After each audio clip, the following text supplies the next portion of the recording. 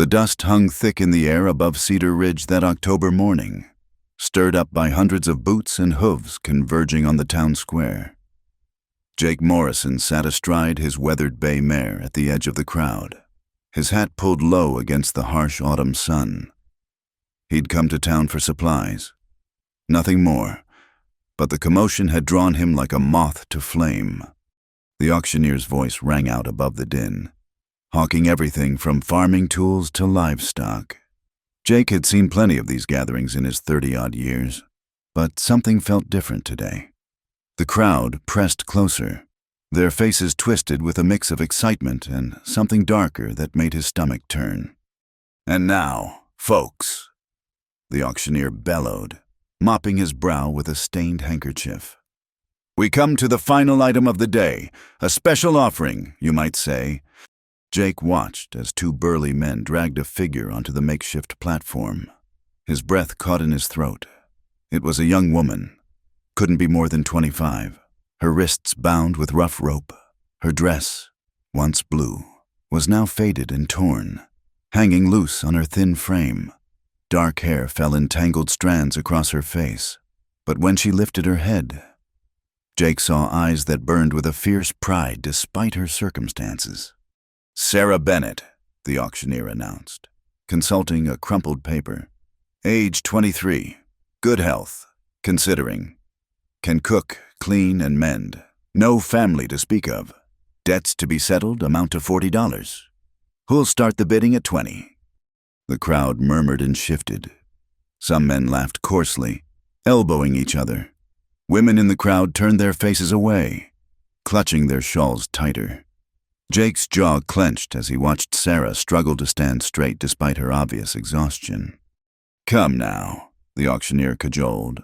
"Surely someone needs an extra pair of hands, $15.10. A few men near the front made crude jokes that turned Jake's stomach. Sarah's face remained impassive, but he saw her hands trembling where they were bound. The sun beat down mercilessly, and she swayed slightly on her feet. $5? The auctioneer's voice had taken on a note of irritation. "This is a human being, gentlemen, capable of honest work." "Ain't worth feeding," someone shouted from the crowd. "Look at her, half-starved already." Jake had seen enough. He'd spent the last 5 years trying to forget another young woman who'd needed help, who'd counted on him and found him wanting. His sister Emma's face flashed before his eyes, pale and frightened. The night before she disappeared, he'd failed her, been too late, too slow to act. The guilt had driven him west, away from everything he'd known. But he wasn't too late now. Jake urged his mare forward, the crowd parting reluctantly before him. His spurs clinked softly as he approached the platform, every eye turning to follow his progress. "I'll take her," he said, his voice cutting through the murmur of the crowd like a knife through butter. The auctioneer's eyes lit up with relief and greed. "We have a bid $5 from the gentleman on the bay mare." "20. Jake said firmly, reaching into his vest pocket. It was most of what he'd brought to town, money meant for winter supplies. But supplies could wait. This couldn't. The crowd erupted in whispers. $20 was a substantial sum, more than many of them saw in a month. The auctioneer's gavel came down with a crack that echoed across the square. "Sold to Mr. Morrison," Jake supplied, dismounting and approaching the platform. He pulled the bills from his pocket, counting them out deliberately into the auctioneer's eager hand. As the men untied Sarah's wrists, she stumbled, and Jake caught her elbow to steady her. She flinched at his touch but didn't pull away. Up close, he could see the bruises on her arms, the hollowness of her cheeks. But those eyes, Lord, those eyes held more fight than he'd seen in many a man. "What's your name, miss?" he asked quietly, for her ears alone. She looked at him warily, as if searching for some trick. They just said it. Sarah Bennett." "No," Jake said, helping her down from the platform. "I didn't buy a what? I paid to free a who, so I'm asking again. What's your name?" Something flickered in her eyes then. Surprise, perhaps, or the faintest spark of hope. "Sarah," she whispered. "My name is Sarah." The crowd parted as Jake led her to his horse, their voices a mix of derision and disbelief. "Fool just bought himself a burden," someone muttered. $20 for that scrawny thing. Morrison's gone soft in the head, spending good money on damaged goods. Jake ignored them all, focusing on getting Sarah safely mounted. She was lighter than a sack of grain as he helped her into the saddle, her hands gripping the saddle horn with white knuckles. "Can you ride?" he asked. She nodded, though he doubted she'd had much practice. No matter, his mare, Buttercup, was gentle as a lamb despite her imposing size. Jake swung up behind her, careful to leave space between them. He could feel her tension, coiled tight as a spring. "We're leaving now," he said simply. "You have any belongings?" A bitter laugh escaped her. "They took everything when the debts came due." Jake nodded, turning Buttercup toward the edge of town. The sun was beginning its descent toward the horizon, painting the sky in shades of orange and red. As they passed the last buildings of Cedar Ridge, Sarah spoke again, so quietly he almost missed it. "Why?" Jake was quiet for a long moment, guiding Buttercup onto the trail that led to his ranch. 2 days' ride to the north. How could he explain the ghost that haunted him, the sister he'd failed to save, the empty place in his chest that ached whenever he saw someone in need? "Because I could," he said finally, "and because no one else would." Sarah said nothing more, but he felt some of the tension leave her shoulders. As Cedar Ridge disappeared behind them and the vast expanse of prairie opened up ahead, Jake allowed himself a moment of grim satisfaction. He couldn't change the past, couldn't bring Emma back, but maybe, just maybe, he could do right by this woman who'd stood on that platform with her chin high despite everything.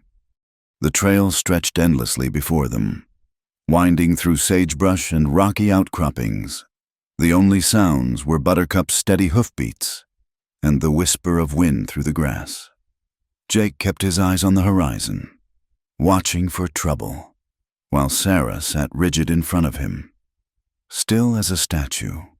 As the sun sank lower, painting their shadows long across the dusty ground, Jake realized he'd just changed both their lives irrevocably. He'd walked into town a lone rancher with nothing but guilt for company.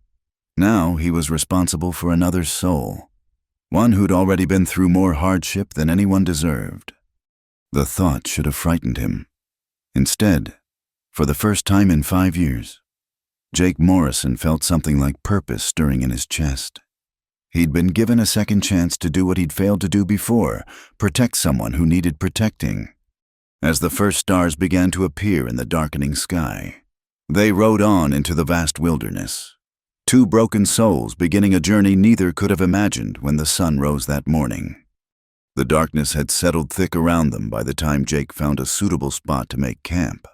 A cluster of cottonwoods near a small creek offered shelter from the wind that had picked up as the temperature dropped.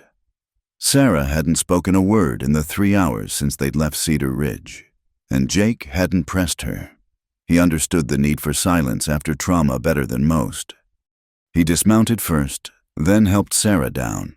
Her legs buckled slightly when her feet touched the ground, and he steadied her with a hand on her elbow. She pulled away quickly, wrapping her arms around herself. "I'll get a fire started," Jake said, keeping his voice neutral.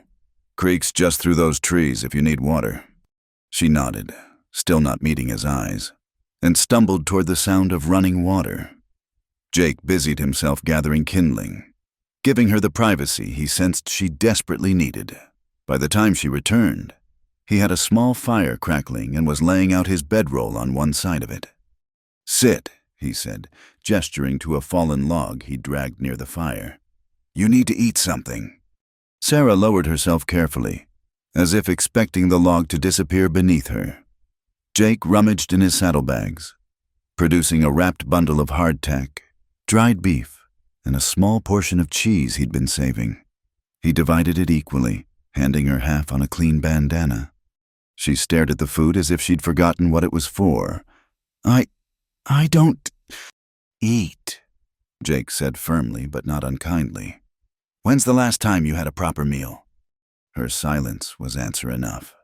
She picked up a piece of hardtack with trembling fingers, taking a small bite.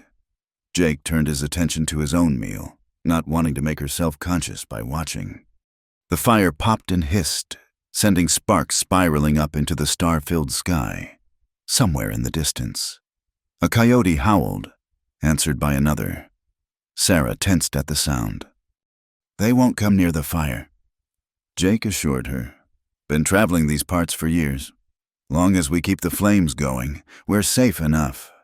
She nodded, taking another small bite. After a while, she asked, Where are we going? My place. Small ranch about a day and a half north of here. Nothing fancy, but it's shelter and honest work if you want it. And if I don't want it, Jake looked at her across the fire. Then I'll take you wherever you want to go come morning. Like I said, you're not my prisoner. She digested this along with her meager meal. You really meant that what you said back there about not buying a what? I did. Most men wouldn't see it that way. I'm not most men. She studied him then, really looked at him for the first time.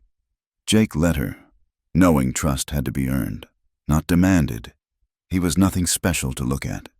Weathered face, hands rough from work, clothes practical rather than fine, but he hoped she could see he meant her no harm. Why? She asked again, as she had on the trail. The real reason. Jake was quiet for a long moment, poking at the fire with a stick. The flames danced higher, casting shifting shadows across their faces. Had a sister once, he said finally. Emma, 6 years younger than me. Sweetest thing you ever saw. Could charm the birds from the trees with her smile. He paused, the memories flooding back unbidden. Our parents died when she was 15. Fever took them both within a week. I tried to take care of her, but I was young and foolish. Thought I knew better than I did. Sarah had stopped eating, watching him intently. There was a man, Jake continued, his voice rougher now. Samuel Carson. Owned the biggest spread in the county. Had more money than God. Started coming around, bringing Emma little gifts, turning her head with pretty words. I didn't like it. He was 35 to her 17, but Emma said I was being overprotective. Said he loved her, wanted to marry her.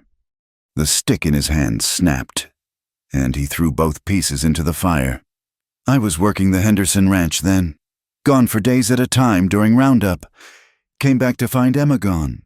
Carson said she'd run off with some traveling merchant, but I knew better. Emma would never have left without saying goodbye. What happened to her? Sarah's voice was barely above a whisper. Never found out for certain. Carson left town not long after, sold his spread and headed west. Some said they saw a fresh grave on his property before he left, but the sheriff wouldn't investigate. Carson had too much money, too much influence. Jake's jaw tightened. I failed her. Should have seen what he was. Should have protected her better. By the time I tried to find her, the trail had gone cold. The confession hung between them, heavy as smoke. Sarah was quiet for a long time, then said softly, It wasn't your fault. Maybe not, but she was my responsibility, and I let her down. He met Sarah's eyes across the fire. When I saw you up on that platform, I couldn't fail someone else. Not again. Sarah looked down at her hands.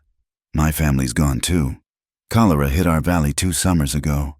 Ma went first, then Pa and my brother Thomas. I tried to keep the farm going, but... She trailed off, shaking her head. Creditors came calling. Said Pa had debts I didn't know about. They took the land, the livestock, everything. When I couldn't pay what was left, they said I had to work it off. How long? 4 months. 4 months of... She stopped, wrapping her arms tighter around herself. When they said they were taking me to Cedar Ridge for auction, I thought it couldn't get worse. Shows what I know. Jake wanted to offer comfort but didn't know how without seeming forward. Instead, he said, "You're safe now. That's all behind you." She gave him a look that was equal parts hope and skepticism. Is anywhere really safe for women like me? Women who've been marked? "My ranch is," Jake said firmly. "You have my word on that." She studied him again, then nodded slowly. "All right, Mr. Morrison, I'll trust you that far." "Jake," he corrected. "Just Jake." "Jake," she repeated, as if testing the name. "And you can keep calling me Sarah. It's nice to hear my name spoken kindly again." They finished their meal in companionable silence. Jake laid out his spare blanket on the other side of the fire for her, keeping a respectful distance between their sleeping areas. Sarah wrapped herself in it gratefully, curling up near the warmth of the flames. "I'll keep watch," Jake said, settling back against his saddle. "You get some rest." "You must be tired too," she protested weakly. "I'm used to it. Sleep now. We've got a long ride tomorrow." She looked like she wanted to argue, but exhaustion won. Within minutes, her breathing had evened out into sleep. Jake watched the fire and the stars, rifle across his knees, standing guard over this woman who'd been through hell and somehow kept her dignity intact. As the night wore on, he found himself thinking about second chances. He'd come west to escape his failures, to lose himself in the vast emptiness of the frontier. But maybe that wasn't what he'd been meant to find out here. Maybe he'd been meant to find purpose again, even if it came in the form of a half-starved woman with wounded eyes and more courage than most men he'd known. Sarah stirred in her sleep, murmuring something he couldn't make out. Jake added another log to the fire, keeping the darkness at bay. For the first time in 5 years, he had someone to protect again. This time, he vowed silently, he wouldn't fail. The stars wheeled overhead, marking the passage of time in their ancient dance. Somewhere in the distance, an owl hooted, the creek babbled softly, a lullaby as old as the earth itself. And Jake Morrison kept his vigil, watching over Sarah Bennett as she slept peacefully for the first time in months, the fire's light holding back the shadows that had chased her for so long. The abandoned way station appeared just after noon the next day, rising from the prairie like a broken tooth. Jake had known it would be there. He'd passed it many times on his trips to town, but seeing it now with Sarah made him view it differently. The building sagged under the weight of years and weather, its wooden walls bleached gray by the sun. One shutter hung by a single hinge, creaking in the wind. "We'll rest the horse here," Jake said, helping Sarah dismount. She moved stiffly, unaccustomed to long hours in the saddle, but didn't complain. The station had been abandoned for at least 5 years, maybe more. The Wells Fargo Company had moved their route further south, leaving this outpost to the mercy of the elements. As they approached the doorway, Sarah hesitated, one hand on the weathered frame. "Someone lived here once," she said softly. "Made a life here." Jake followed her gaze to the remnants of curtains in the window, faded to the color of dust. The Hendersons ran it for a while. Good people. When the route changed, they packed up and headed to California. Sarah stepped inside, her footsteps echoing on the warped floorboards. Dust motes danced in the shafts of sunlight streaming through gaps in the roof. In the corner, something caught her eye, and she moved toward it slowly. It was a doll, or what remained of one, made of cloth and stuffing. It sat propped against the wall, one arm missing, its painted face worn but still showing the ghost of a smile. Sarah picked it up gently, cradling it as if it were made of spun glass. "The Henderson girl," Jake said. "Mary. I think her name was. She must have forgotten it in the move."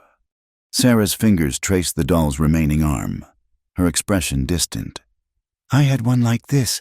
Mom made it for me when I was 7. Used scraps from an old dress of hers." She set the doll back carefully where she'd found it. Funny how something so simple can mean so much. They explored the rest of the station in silence. The main room held a long counter where travelers would have purchased supplies, now thick with dust. Behind it, shelves stood empty, save for a few broken bottles and rusted tins. The living quarters in back showed more signs of the family that had once called this place home. A rocking chair by the cold fireplace.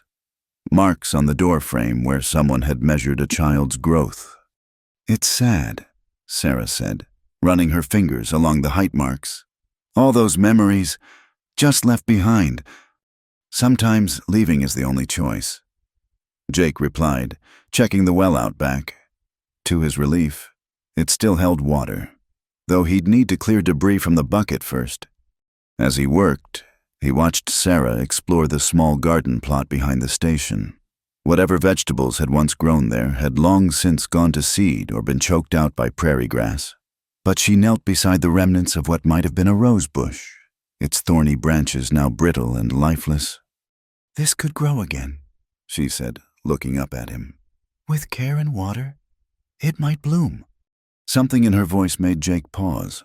She wasn't just talking about the roses. "Most things can, given the chance," he agreed. They ate a quick meal in the shade of the building, sharing the last of the food Jake had brought from town. Tomorrow they'd reach his ranch, where he had supplies plenty. But for now, they made do. Sarah had regained some color in her cheeks, and she no longer flinched every time he moved suddenly.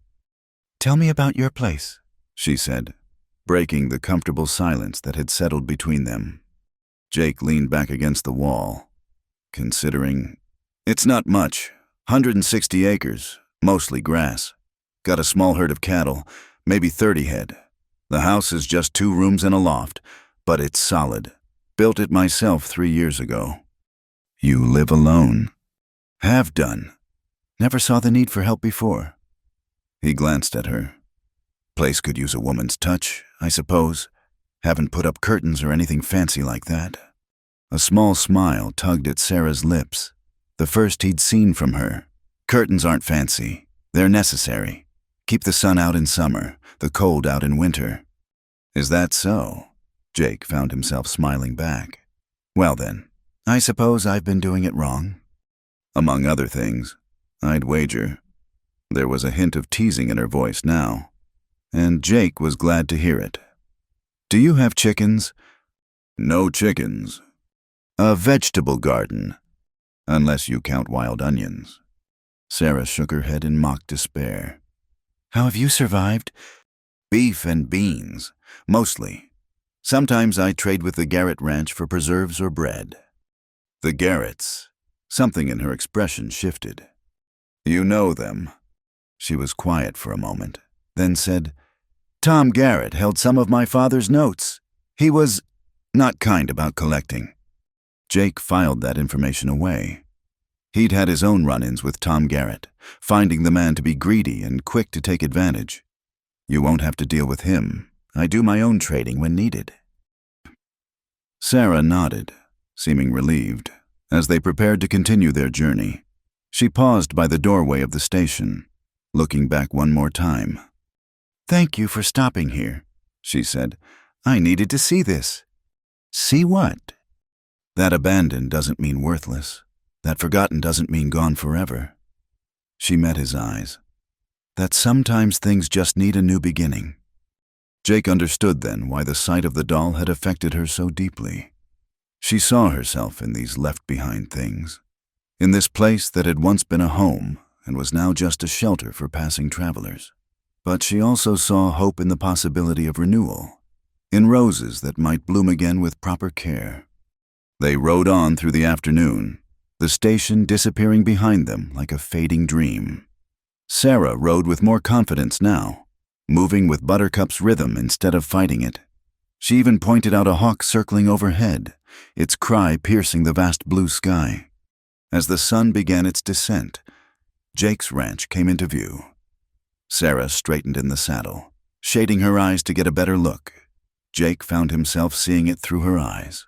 The small but sturdy cabin, the well-built barn, the corral that needed mending in places. It wasn't much, but it was his. carved out of the wilderness with his own hands. "It's perfect," Sarah breathed, and Jake felt something loosen in his chest that he hadn't realized was tight. "It's home," he corrected. But as they rode down the gentle slope toward the buildings, he wondered if maybe she was right. Maybe it had just been a house until now, waiting to become something more. The setting sun painted everything golden: the grass, the buildings, Sarah's hair where it had escaped from its pins. As they reached the ranch proper, Jake allowed himself a moment of hope.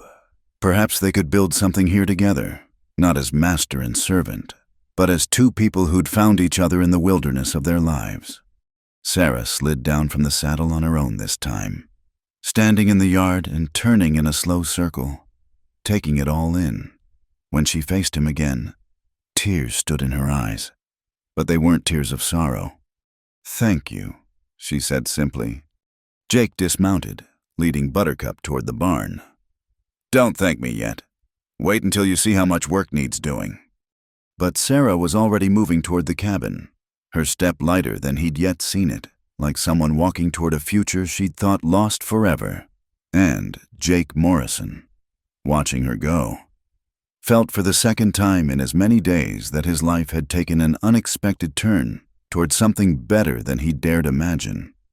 The first morning at the ranch, Sarah woke before dawn. For a moment, panic seized her. Where was she?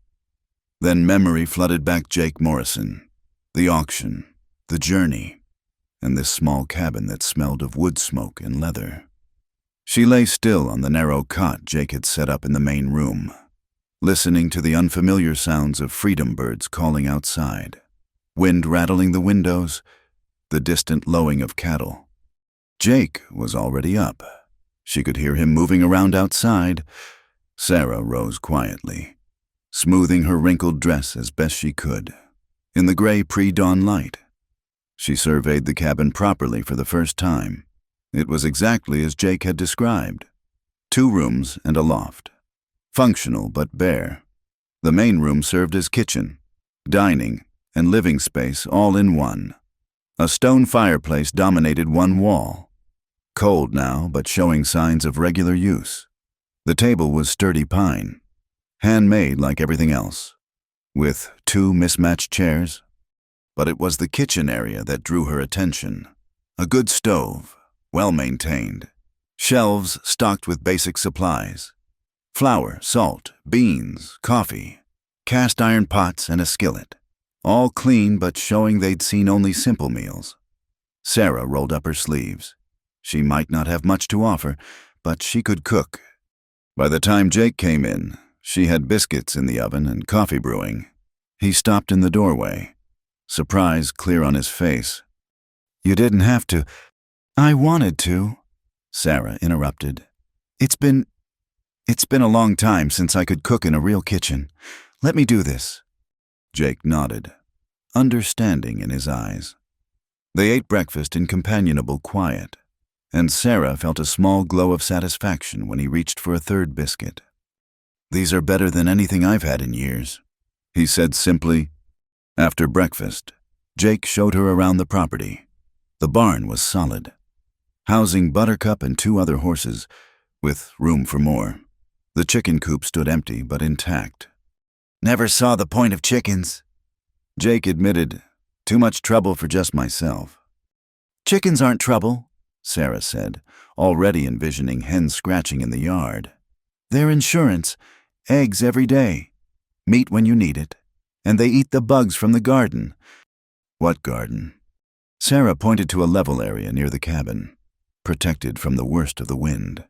"That garden, the one we're going to plant come spring." Jake looked where she pointed, seeing possibilities he'd never considered. The word hung between them for a moment. Sarah colored slightly but didn't back down. "If you'll have me that long, I mean to earn my keep. Jake, I'm not looking for charity." "Never thought you were." They spent the morning working side by side. Sarah attacked the cabin with a vengeance, sweeping out months of bachelor neglect, washing windows until they gleamed, organizing the supplies in a way that made sense. Jake worked on repairing the chicken coop, bemused to find himself preparing for birds he didn't yet own. Around midday, Sarah discovered a trunk in the corner of the bedroom. "What's in here?" Jake glanced over from where he was fixing a loose floorboard. "Just some things that came with the place. Previous owner left them. Never had cause to go through it all." Sarah opened it carefully, gasping softly at what she found. Fabric, several yards of it, along with needles, thread, and other sewing notions. At the bottom, wrapped in paper, were 2 books and a small mirror. "Oh, Jake," she breathed. "This is a treasure." He came to look, wiping his hands on his pants. "Just looks like old cloth to me." "It's not just cloth," Sarah said, lifting a piece of blue calico. "It's curtains. It's a new dress to replace this rag I'm wearing. It's dish towels and maybe even a tablecloth." Her eyes were bright with possibilities. "May I use these things?" "Course you can. Like I said, they're just gathering dust." Sarah spent the afternoon measuring windows and cutting fabric. Her movements were sure and practiced. And Jake found himself watching her work, seeing a glimpse of the woman she'd been before hardship had found her.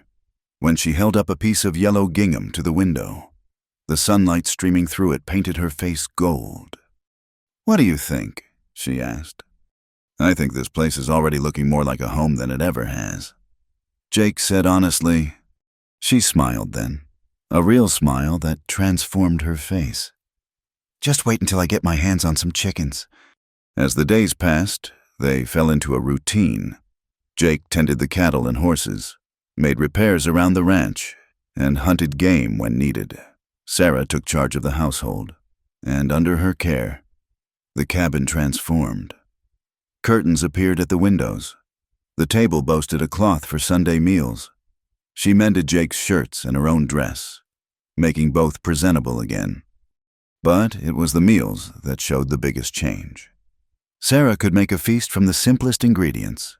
She knew which wild plants were edible, how to stretch a single rabbit into 3 meals, how to make even beans and salt pork taste like something special.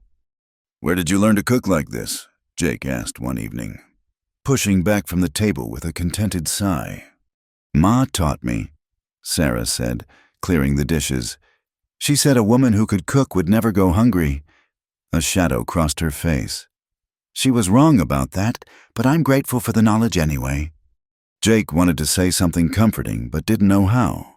Instead, he said, "Well, I'm grateful too. Haven't eaten this well since... ever. Really." They worked together easily, rarely needing words. Sarah seemed to anticipate what needed doing before Jake even realized it. When he mentioned the fence needed mending in the far pasture, she packed him a lunch without being asked. When she struggled with the heavy water bucket from the well, he appeared to carry it without making her feel weak. One evening, as Sarah sat mending by lamplight and Jake cleaned his rifle, she said quietly, "I haven't thanked you properly for what you did." "Nothing to thank me for," Jake said, not looking up from his work. "There is." She set down her sewing, choosing her words carefully. "You gave me back my dignity, my choice. Do you know how rare that is?" Jake did look up then, meeting her steady gaze. "You've more than earned your place here. This ranch, it's better with you here. I'm the one should be thanking you." Sarah picked up her sewing again, but he saw the pleased flush on her cheeks. "Then we're partners, if that's what you want." "It is." She took a few more stitches, then added, "Partners help each other. You helped me, someday. Maybe I can help you too."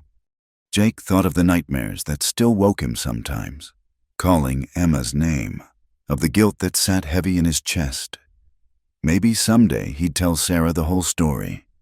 Maybe she'd understand in a way others couldn't. "Maybe so," he said quietly. As full darkness fell and they prepared for sleep, Sarah in the main room, Jake in the loft, there was a peace in the cabin that had never been there before. It wasn't just the curtains or the clean floors or the good food, though all those helped.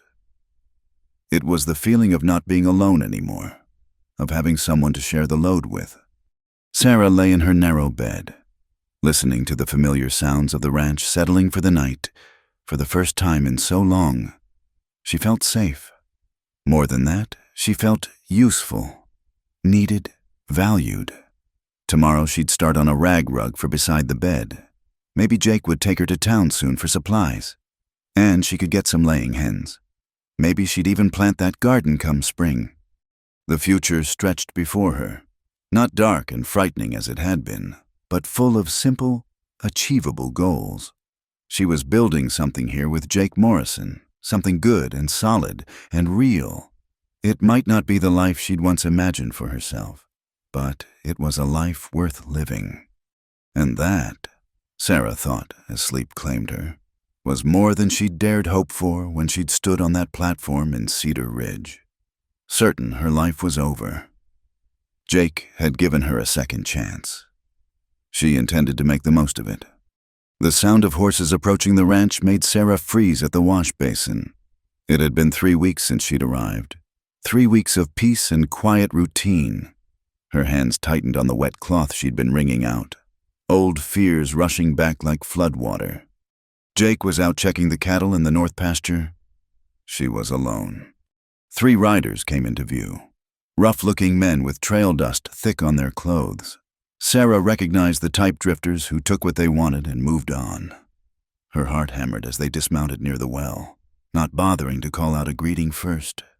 Well, the tallest one said, spotting her in the doorway. What have we here? Sarah forced herself to stand straight, keeping her voice steady. Gentlemen, can I help you? They exchanged looks that made her skin crawl. The tall one stepped closer, his companions flanking him.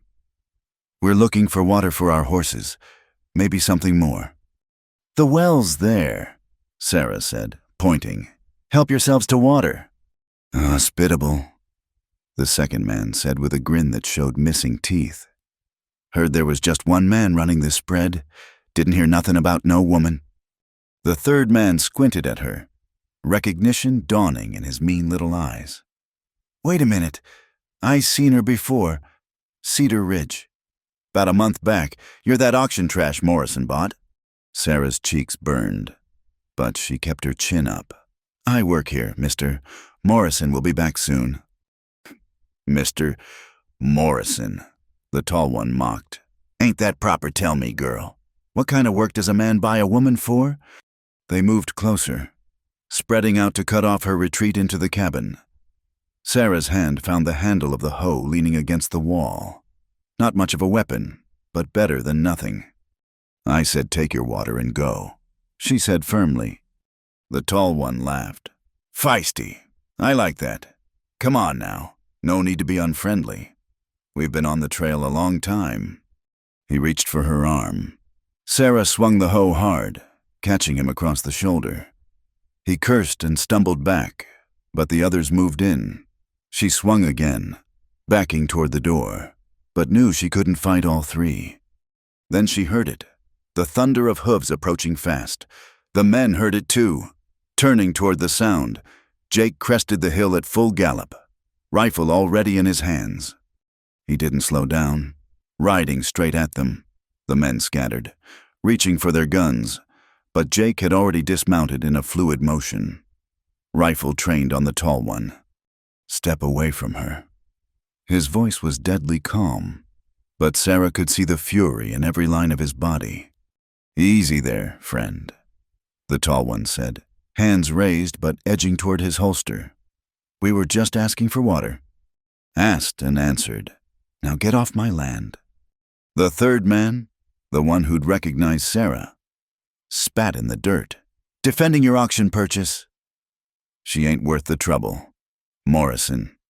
Jake's rifle never wavered. The lady is under my protection. You've got 10 seconds to mount up and ride out. Or what? The second man challenged. 3 against 1 ain't good odds. Jake chambered around, the sound sharp in the tense air. I only need 1 shot. Question is, which of you wants to die first? Sarah gripped the hoe tighter, ready to fight if the situation exploded. But something in Jake's stance, his absolute certainty, made the men reconsider. They were bullies and cowards at heart, preferring easy targets. "This ain't over," the tall one said, backing toward his horse. "Man shouldn't have things he can't protect." "I protect what's mine," Jake said simply. "Remember that if you're ever fool enough to come back." They mounted up, the third man calling out as they turned to leave. "Enjoy your auction trash. Morrison, hope she's worth what you paid." Jake kept the rifle trained on them until they were specks on the horizon. Only then did he lower it, turning to Sarah. She was pale, but steady, still gripping the hoe like a weapon. "You all right?" he asked, his voice gentle now. She nodded, then shook her head, then dropped the hoe and pressed her hands to her face. "I'm sorry, I tried to run them off, but—" "Hey!" Jake set the rifle aside and moved closer, careful not to crowd her. "You've got nothing to apologize for. You did good. Sarah, real good." "They knew," she whispered. "About the auction. They called me." She couldn't finish. "They called you wrong," Jake said firmly. "You're not what they said. You're not what anyone says except what you say you are." Sarah looked up at him, tears threatening. "What am I then?" "You're Sarah Bennett. You're my partner. You're the woman who's made this place a home. You're brave as any man I've known. Saw you ready to take on 3 of them with just a hoe." A watery laugh escaped her. "Fat lot of good it would have done." "You'd be surprised. I've seen men back down from less determined women." His expression grew serious. "But you shouldn't have to fight alone. I'm sorry I wasn't here." "You came when it mattered." She wiped her eyes with her apron. "How did you know?" "Buttercup threw a shoe. I was heading back to fix it when I saw the horses by the cabin. Didn't recognize them. Rode hard as I could." He paused. "Sarah, this won't be the last time. Men like that, they talk, word spreads." Fear flashed in her eyes, but she squared her shoulders. "Then what do we do?" "We get ready. Starting now. You learn to shoot." Sarah blinked in surprise. "Women don't—" "Women on the frontier do whatever they need to survive." Jake interrupted. "My mother could shoot the eye out of a crow at 50 paces. Saved my father's life more than once with that skill." He retrieved his rifle, checking it over. "We'll start with the basics. How to load, aim, fire, how to care for the weapon. A gun's no good if you're afraid of it or don't maintain it proper." They spent the rest of the afternoon in the field behind the cabin. Jake was a patient teacher, correcting her stance, showing her how to brace against the recoil. Sarah was a quick learner, determined to master this new skill. "Don't jerk the trigger," Jake instructed. "Squeeze it gentle, like you're picking a flower." Sarah focused, breathed out slowly, and fired. The tin can 20 yards away jumped and fell. "I hit it," she exclaimed, then laughed at her own excitement. Jake smiled, the tension from earlier finally easing. "You did, natural marksman. Seems like—" As the sun lowered, painting long shadows across the land, they walked back to the cabin together. Sarah carried the rifle with new confidence, understanding its weight differently now. "Thank you," she said quietly, "for teaching me, for coming back when you did, for saying I'm your partner." Jake stopped walking, turning to face her. "I meant it. Partners look out for each other. We've got each other's backs, no matter what comes." Sarah met his eyes, seeing truth there. "No matter what comes," she repeated, like a vow. That night, Jake moved his bedroll down from the loft, sleeping in the main room where he could better guard the door. Sarah didn't protest. They both understood the world had shifted, that the peace they'd built was fragile and needed defending. But as Sarah lay in her bed, rifle propped within reach as Jake had shown her, she didn't feel helpless like she had that morning. She felt ready. Those men had tried to reduce her to what she'd been: auction trash, property, something less than human. But Jake had reminded her of what she'd become: a partner, a defender of their home, A woman who wouldn't be victimized again. Tomorrow they'd ride the perimeter together. Jake had said, "Check for signs of the men returning. Make sure the cattle were secure." They'd work as partners did, watching each other's backs. And if trouble came again, when it came again, they'd face it together. The night sound seemed less threatening now. Sarah closed her eyes, one hand resting on the stock of the rifle, the other relaxed at her side. She'd been tested today and hadn't broken. With Jake's help, she was becoming someone new, someone strong, someone who could survive anything the frontier threw at her. "Sleep well, Sarah." Jake's voice came quietly from across the room. "You too, Jake," she replied. And for the first time since those men had ridden up, she smiled. They'd called her names, tried to diminish her, but she knew who she was now. She was Sarah Bennett. She was free. And she was nobody's victim anymore. The drought came like a thief in the night, stealing moisture from the earth drop by precious drop. It had been 6 weeks since the last rain, and the land showed it.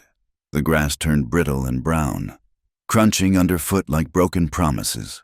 The creek that usually ran clear and steady had dwindled to a trickle. And every morning Jake and Sarah watched the sky, hoping for clouds that never came. "Lost another calf," Jake said one evening, coming in from the range. Dust covered him from hat to boots, aging him 10 years. "That's 3 this week." Sarah poured him water from their dwindling supply, watching the worry lines deepen around his eyes. The drought was killing the ranch slowly, and they both knew it. "How many head do we have left?" she asked, though she dreaded the answer. 23 that are strong enough to make it to market. Maybe 5 more that might survive if we can get them to water regular. He sat heavily at the table. "It's not enough, Sarah, not near enough." She sat across from him, her hands folded. These past months had made them true partners, facing each challenge together. Now their biggest test had come not from men with guns, but from the sky that refused to weep. "We could sell some," she suggested quietly. "Take them to Fort Bridger. The army always needs beef." "Been thinking the same. But it's a week's drive in good conditions. In this heat, with the cattle already weak." He shook his head. "We'd lose half on the trail. Then we take that half and lose them for certain staying here." Sarah said with practical firmness, "At least if we try, we have a chance."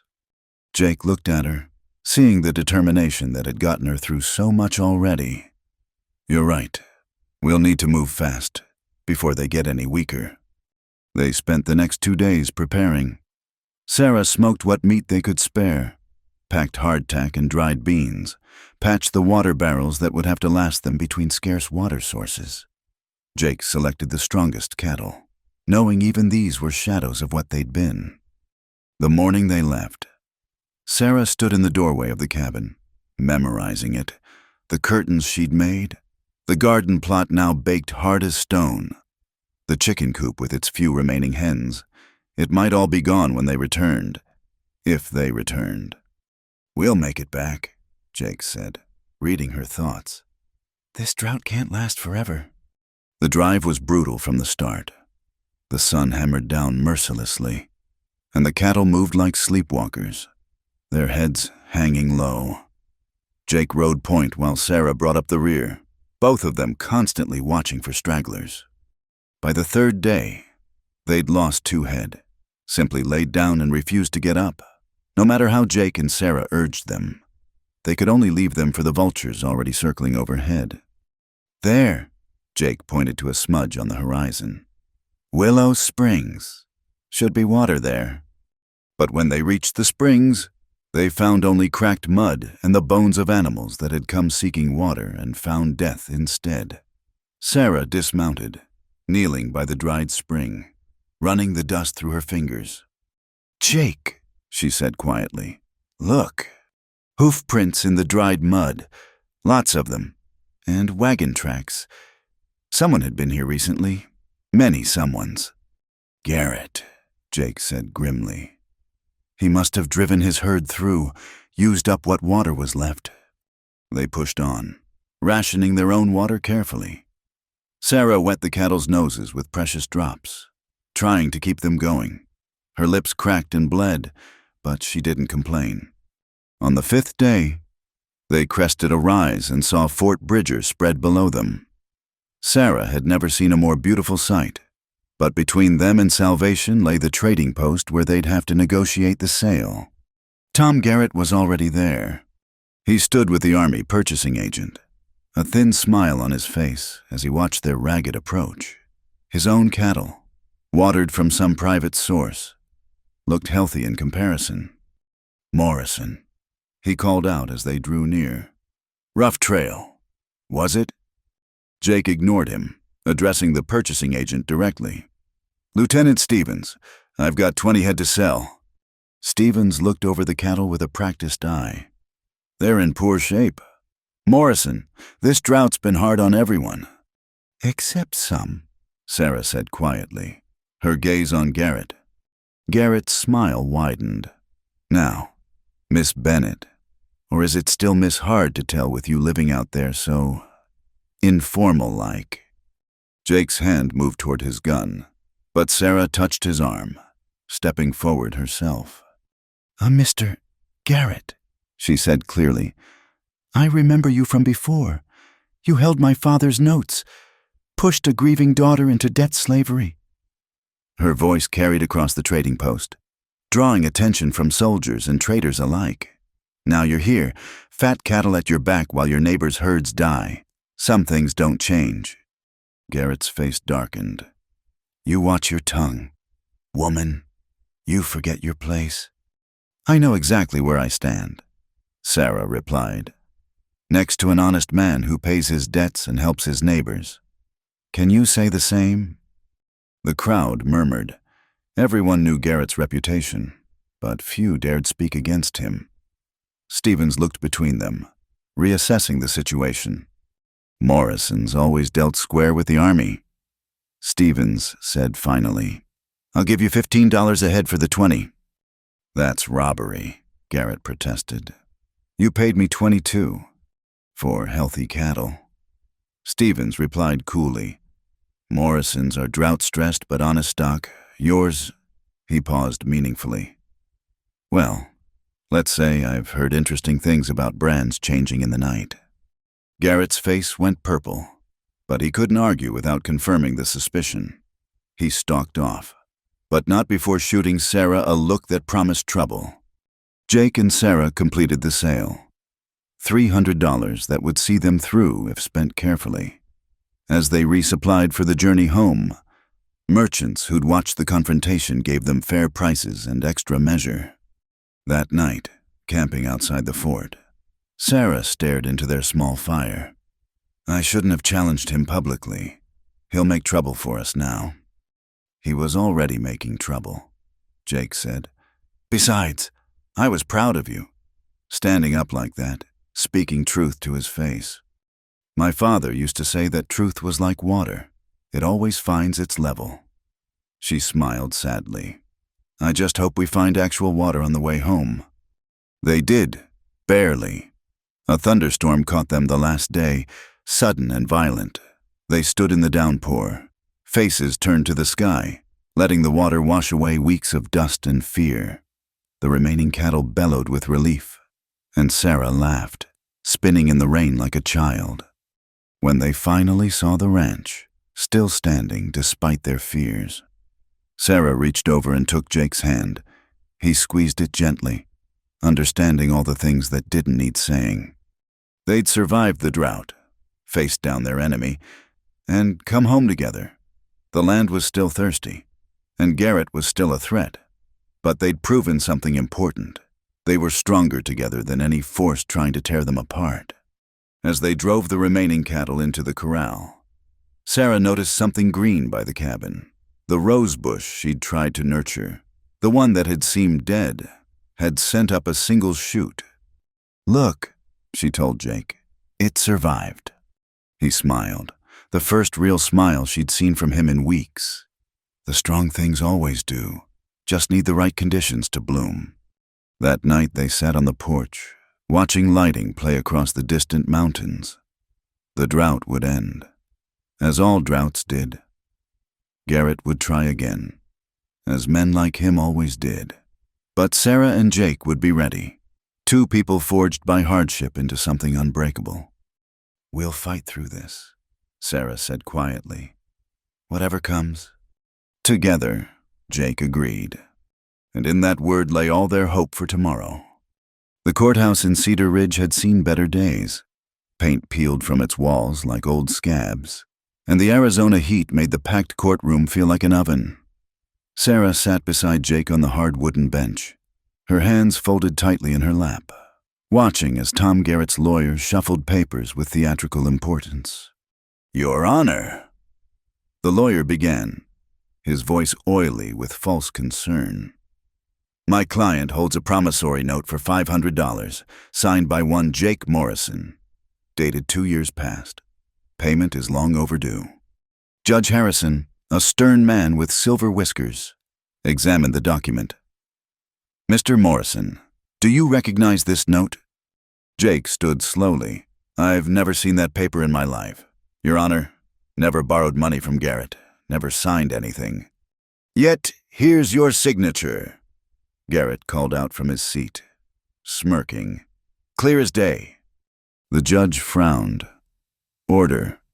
I'll have order in my court." He studied the paper again. "The signature does appear to be yours, Mr. Morrison." Sarah could feel Jake tense beside her. They both knew what this was. Revenge for her public challenge at Fort Bridger, for years of Jake refusing to bend to Garrett's will. The signature was forged, but proving it would be near impossible. "Your Honor," Jake said steadily, "I've never needed to borrow money. My ranch is small but paid for. Why would I go into debt to Garrett?" "Perhaps you fell on hard times," the lawyer suggested smoothly. "The drought has been difficult for everyone. No shame in needing help." "Except I didn't need help," Jake insisted. "This is a lie." The judge's gavel came down sharp. "Watch your language. Mr. Morrison, this is a court of law. Without proof that this document is fraudulent, I must accept it as genuine."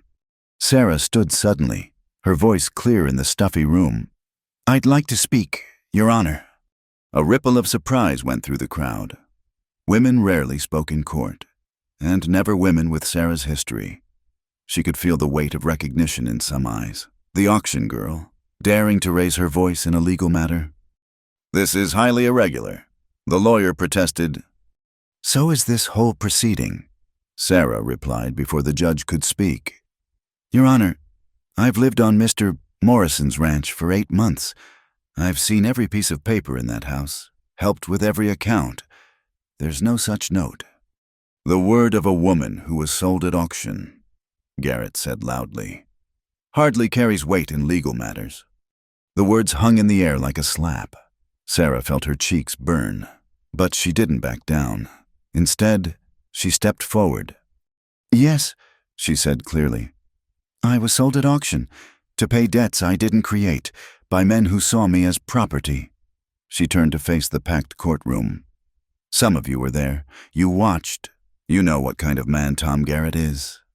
"Your Honor," the lawyer objected. But Sarah continued, her voice gaining strength. "Mr. Garrett held my father's notes when my family died. He could have shown mercy. Instead, he demanded immediate payment. Knowing I had no means, he arranged for my disposal." She turned to the judge. "Jake Morrison saved me that day. He paid $20. I know because I watched him count it out and asked nothing in return except honest work. He gave me dignity when everyone else saw me as worthless." The courtroom had gone silent. Even Garrett seemed temporarily speechless. "He taught me to read accounts," Sarah continued, "to manage books. I know every dollar that comes in and goes out of our ranch. There is no debt to Tom Garrett. There never was." Old Mrs. Henderson stood up in the back. "I was at that auction. Saw Morrison pay for the girl's freedom. Man who'd do that doesn't borrow from the likes of Garrett." Another voice called out. "Morrison helped me mend my fence last spring. Never asked for payment." brought medicine when my boy was sick. Added another. One by one, people stood to speak for Jake's character. The tide was turning, and Garrett's face grew darker with each testimony. Judge Harrison raised his hand for silence. This is all very moving, but character witnesses don't negate a signed document. Then let's talk about documents, Sarah said. She reached into her pocket, pulling out a folded paper. This is a receipt from Garrett's own store, dated 3 weeks before this supposed loan. Look at the signature. The judge took the paper, comparing it to the promissory note. His eyebrows rose slightly. The J is different, he murmured, and the M in Morrison. Your Honor, the lawyer interrupted desperately. Handwriting can vary. I've seen enough forgeries to know one. The judge said sharply, Mr. Garrett, I'd like you to explain how Mr. Morrison's signature on your note differs so markedly from his signature on your own receipt. Garrett stood, his face flushed. That woman is confusing things. She doesn't understand business. I understand fraud, Sarah said quietly. I understand men who use paper and law to steal what they can't take by force. The judge's gavel came down hard. Case dismissed. Mr. Garrett, consider yourself fortunate I don't charge you with attempted fraud. Court is adjourned. The courtroom erupted. Garrett pushed through the crowd, his lawyer trailing behind. As he passed Sarah, he hissed, This isn't over. Outside, Jake and Sarah stood in the dusty street, surrounded by well-wishers. But Sarah could see the worry in Jake's eyes. They'd won the legal battle, but Garrett wasn't the type to accept defeat gracefully. Their fears proved justified 2 nights later. Sarah woke to the smell of smoke and the sound of horses. Through the window, she could see flames licking at the barn. Fire! She screamed, grabbing the rifle as Jake had taught her. They rushed outside to chaos. Men on horseback circled the burning barn, whooping and firing into the air. The cattle were bellowing in terror, and Buttercup's screams from inside the barn pierced the night. Jake ran for the barn while Sarah took position by the cabin door. Rifle raised, she fired at the riders, not trying to kill but to drive them back. One man cursed as her shot grazed his shoulder. It's the woman she can shoot. In the dancing firelight, Sarah recognized some of them. Garrett's men, faces covered with bandanas but their horses familiar.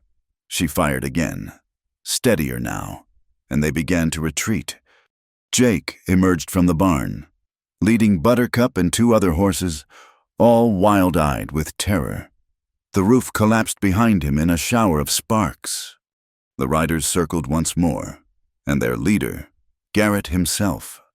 Sarah was certain, called out, This is what happens when you forget your place. Jake had his rifle now too. Together, they stood side by side, weapons raised. The raiders faced them for a long moment, then wheeled and galloped away into the darkness. They spent the rest of the night fighting the fire, managing to save the cabin and most of the outbuildings. But the barn was gone, along with their winter feed and supplies. As dawn broke, they surveyed the damage, exhausted and smoke-blackened.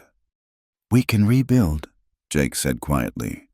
Sarah nodded, though they both knew it would be hard with winter coming. Then she noticed something that made her heart lift slightly. The rose bush, so near the barn it should have been destroyed, had survived. Singed but alive.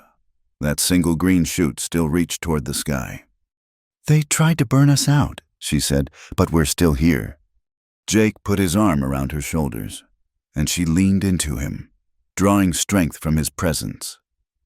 We're still here, he agreed, and we'll stay here. This is our home.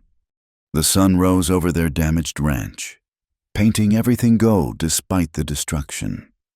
Sarah thought about standing in that courtroom, speaking truth despite her shame, about firing a rifle at men who thought her helpless, about choosing to stay and fight rather than run. Jake, she said softly, what I said in court about you saving me, you saved yourself, he interrupted.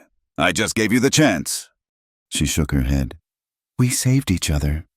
They stood together as the morning light grew stronger. Two people who'd found courage in each other's strength. Garrett had tried to break them with law and with violence. He'd failed both times, and if he came again, they'd be ready. The barn could be rebuilt, the ranch would survive, and their partnership, forged in hardship and tested by fire, had proven stronger than anything their enemies could bring against them. Winter came early that year, bringing with it the first healing rains. Sarah stood at the kitchen window, watching the drops streak down the glass she'd cleaned just that morning. The new barn Jake had built with help from neighbors stood strong against the wind, a testament to what community could accomplish when people stood together. She wasn't the same woman who'd stood on that auction platform a year ago. Her hands, once soft despite hardship, now bore calluses from honest work. She could shoot straight, ride hard, and manage a household with quiet efficiency. But more than that, she'd found her voice and her heart. Coffee's ready, she called to Jake, who was mending harnesses by the fire. He looked up, and the smile that crossed his face still made her breath catch. Somewhere between surviving droughts and fighting off raiders, between court battles and rebuilding, they'd stopped pretending this was just a business arrangement. Sarah, he said, setting aside his work. There's something I've been meaning to say. She poured the coffee, hands steady despite the flutter in her chest. Oh? Jake stood, crossing to where she waited by the stove. That first day, when I saw you in Cedar Ridge, I told myself I was doing it for Emma, to make up for failing her. But that wasn't the whole truth. Sarah set down the coffee pot, giving him her full attention. Truth is, he continued, I saw something in you that called to something in me. Two broken people, maybe, but broken in ways that might fit together. He took her hands in his. This year's taught me that home isn't just a place. It's who you share it with. Jake Morrison, Sarah said softly. Are you trying to propose to me? Trying, he smiled ruefully. Not doing a very good job of it. Am I? He squeezed her hands gently. Sarah Bennett, you came into my life when I'd given up on anything good happening again. You've made this ranch a home, faced down men twice your size, and stood in a courtroom to defend my name when your own reputation was at stake. I can't imagine facing another day without you beside me. Will you marry me, not because you need protection, but because I need you? Sarah thought about the woman she'd been. Scared, alone, certain her life was over. That woman could never have imagined standing here, in a warm kitchen with curtains she'd made herself, being proposed to by a man who saw her as an equal, a partner, a love. Yes, she said simply. Yes, Jake, I'll marry you. He pulled her close, and she rested her head against his chest, listening to his heartbeat. Outside, the rain continued to fall, washing the dust from everything, making the world clean and new. They were married 2 weeks later in the same courthouse where Sarah had defended Jake against Garrett's lies. Judge Harrison himself performed the ceremony, with half of Cedar Ridge in attendance. Mrs. Henderson had sewn Sarah a new dress from fabric the women of the town had pitched in to buy their way of saying she belonged here now. As they exchanged vows, Sarah caught sight of the spot where the auction platform had stood. It was a general store now, selling dry goods and hope instead of human misery. The transformation seemed fitting. Do you, Sarah Bennett, take this man to be your lawfully wedded husband? Judge Harrison asked. I do, Sarah said clearly, her eyes on Jake's face. Then, by the power vested in me by the territory of Arizona, I pronounce you man and wife. Jake kissed her gently, mindful of their audience. But Sarah could feel the promise in it, of nights no longer spent apart, of a partnership sealed in law as well as in heart. The reception was held at the ranch. Tables set up in the yard despite the cool weather. Neighbors brought food and music, turning the site of so much struggle into a place of celebration. Even some of Garrett's former supporters came, having seen which way the wind was blowing. As for Garrett himself, he'd left the territory after the barn burning. Some said he'd headed to California. Others claimed Mexico. Sarah didn't care, as long as he was gone. As evening fell and the guests began to leave, Sarah and Jake stood on their porch now, truly watching the last wagons disappear into the distance. "No regrets?" Jake asked softly. Sarah looked around at their domain, the sturdy cabin with its cheerful curtains, the new barn already housing precious winter feed, the chicken coop full of laying hens, the garden plot ready for spring planting, and beside her, the man who'd seen her not as property to be bought but as a person to be freed.